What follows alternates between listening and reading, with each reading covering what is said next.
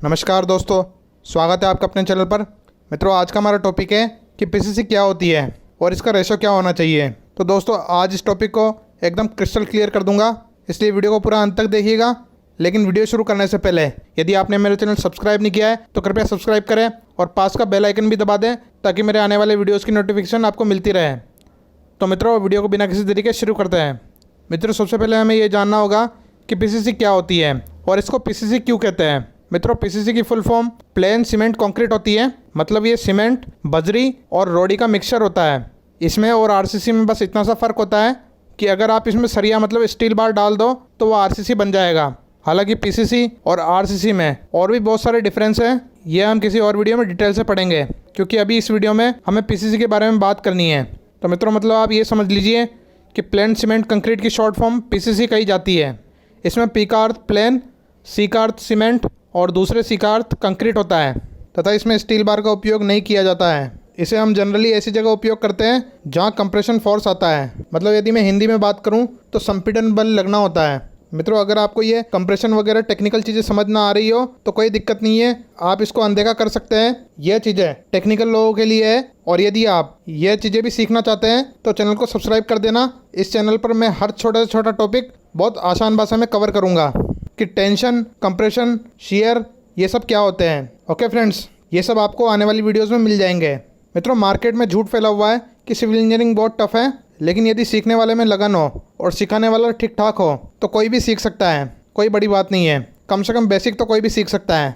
चलिए वापस आते हैं अपने टॉपिक पर। तो हमने पीसीसी की परिभाषा समझ ली और ये भी जान लिया कि इसे पीसीसी क्यों कहा जाता है। अब आते हैं कि इसका फुटिंग में क्या काम है, मतलब हम फुटिंग में पीसीसी का इस्तेमाल क्यों करते हैं। मित्रों, इसके 2-3 कारण हैं। पहला तो ये कि हमें फुटिंग का निर्माण करने के लिए एक प्लेन सरफेस चाहिए होता है। अब आप पूछोगे कि यार हम मिट्टी को भी प्लेन कर सकते हैं तो फिर पीसीसी क्यों डालें, डायरेक्ट फुटिंग क्यों नहीं बना देते हैं। तो मित्रों, इसके पीछे इसका दूसरा कारण जो कि है पीसीसी बेड आपके वाटर सीमेंट रेशो को बनाए रखता है। अगर आप सीधे फुटिंग बनाना शुरू कर दोगे तो जो आपकी फुटिंग की कंक्रीट का पानी और सीमेंट स्लरी है वो आपकी मिट्टी पी जाएगी और आपका बहुत सारा कंक्रीट मिट्टी के साथ मिक्स होकर बेकार हो जाएगा।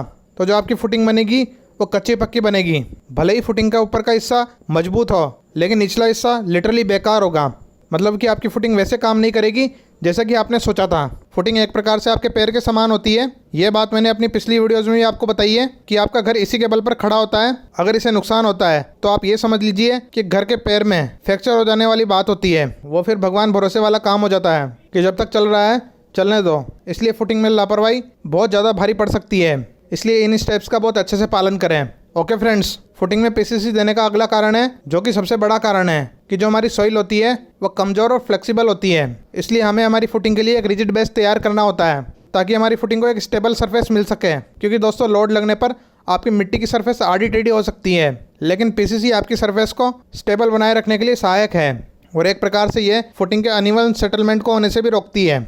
मित्रों, एक और रीज़न ये भी है कि कंक्रीट एक ऐसी चीज़ है जो खुद को किसी भी शेप में ढाल लेता है। ऐसे में फुटिंग डालते समय यदि आपकी फुटिंग को एक प्लेन सरफेस नहीं मिलता है तो आपकी फुटिंग खुद को अनइवन सरफेस में ढाल लेगी। इससे बहुत कुछ गड़बड़ हो सकती है, जैसे कि आपके लोड का डिस्ट्रीब्यूशन, और इससे आपकी फुटिंग की लोड बियरिंग कैपेसिटी में भी फर्क आ सकता है। और जब कोई प्राकृतिक आपदा आती है तो ऐसे में वो सबसे पहले आपकी फुटिंग पर ही इम्पैक्ट करती है। ऐसे में कुल मिलाकर फुटिंग ठीक से वो काम नहीं कर पाती जो वो कर सकती थी। हालांकि ऐसी बात नहीं है कि आपकी फुटिंग कतई काम नहीं करेगी, लेकिन हम हमेशा यही चाहेंगे कि सेफ्टी के मामले में हर कंपोनेंट सटीक काम करे।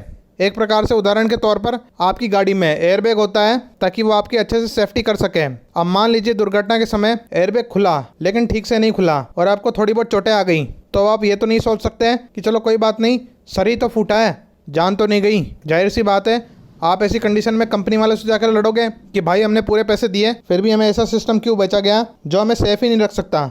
ऐसे ही फुटिंग का काम है, जिसमें आप पैसे लगा रहे हो तो वो हमेशा ठीक से काम करनी चाहिए। मित्रों, अब बात करते हैं कि आपको पीसीसी का रेशो क्या लेना है। कई लोग आपको सलाह देंगे कि M5 डलवा लो या M7.5 डलवा लो या M10 डलवा लो। मित्रों, पहली बात, अगर आपको ये समझ नहीं आ रहा है कि ये M10, M7.5 ये सब क्या है, तो दोस्तों ये कंक्रीट की ग्रेड्स होती है, जिस पर मैं अलग से वीडियो बना दूंगा। अभी के लिए आप ये समझ लीजिए कि ये कंक्रीट की ग्रेड होती है। अब आप पूछोगे कि हमें मिनिमम कौन सी ग्रेड का इस्तेमाल करना चाहिए। तो मित्रों, वैसे तो आपने कई जगह पढ़ा होगा कि पीसीसी की मिनिमम ग्रेड M7.5 होनी चाहिए। M7.5 का मतलब है 1:4:8 का रेशो, जिसका अर्थ है कि यदि आप 1 कट्टा सीमेंट ले रहे हैं तो 4 कट्टा बजरी और 8 कट्टा रोड़ी लेनी है। और इन तीनों को मिक्स करना है। इससे जो कंक्रीट तैयार होगा उसे हम M7.5 कहेंगे। हालांकि M7.5 इसकी स्ट्रेंथ को दर्शाता है, मतलब इस कंक्रीट से हमें 7.5 मेगापास्कल की कंप्रेसिव स्ट्रेंथ प्राप्त होगी।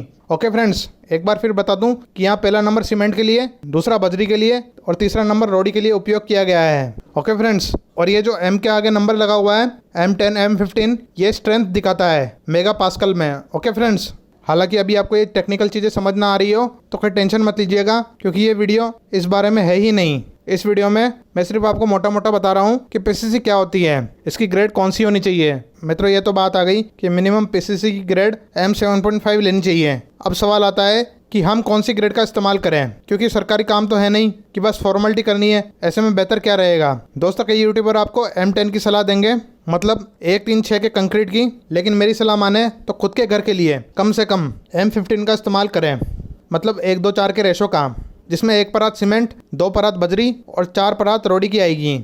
यह सबसे डिसेंट ग्रेड होती है। और दोस्तों, कुछ सीमेंट के बैग्स के लिए आप इससे कॉम्प्रोमाइज़ ना करें। आप चाहे तो M10 ले सकते हैं, लेकिन मैं आपको M15 लेने की सलाह दूंगा। अच्छा, एक और चीज़ कई लोग पूछेंगे कि मैंने पीछे कट्टे नापने को कहा है, मैं यहाँ परात क्यों बोल रहा हूँ। मित्रों, इस बात को मैं अभी क्लियर कर दूं कि आप चाहे कट्टे से नापें या परात से या फिर बाल्टी से नापें, उससे कोई फ़र्क नहीं पड़ता, बस अनुपात यही रहेगा। तो दोस्तों, उम्मीद है आपको ये क्लियर हो गया होगा कि हमें पीसीसी क्यों करवानी चाहिए और इसमें कौन सी ग्रेड का इस्तेमाल करना चाहिए। मित्रों, वैसे तो ये चीज़ आपको अपनी ड्राइंग में मेंशन होती है, लेकिन अगर आपके पास नहीं है तो आग बंद करके आप M15 डलवा सकते हो। यह आपके लिए मोर देन इनफ है, इससे ज़्यादा आपको आवश्यकता नहीं पड़ेगी in case of PCC. Okay friends, तो दोस्तों उम्मीद है आपको वीडियो पसंद आया होगा। अगर पसंद आया है तो चैनल को सब्सक्राइब करें, वीडियो को लाइक करें और अपने दोस्तों के साथ शेयर करें, और नीचे कमेंट करके मुझे बताएं कि आपको वीडियो कैसा लगा। और जितना ज़्यादा हो सके इस कोरोना काल में बेजुबान जानवरों की मदद करें।